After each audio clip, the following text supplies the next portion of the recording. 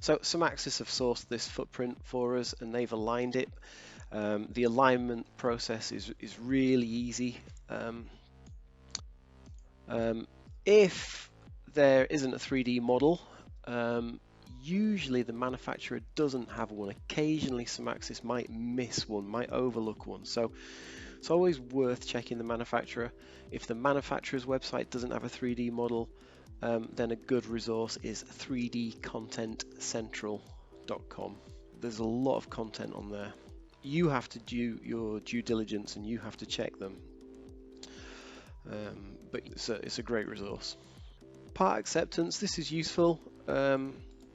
So actually a good example. So if you're using the eKIP, the Electronic Component Information Partner, downloading parts from the internet, it might be a good idea to say unapproved and then just add a reason, not checked yet.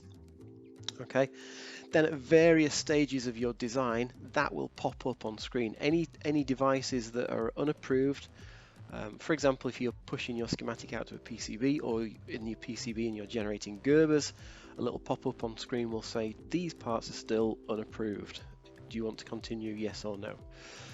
So it's not restrictive, you can carry on, it's just making you aware that some of the devices in your design are unapproved.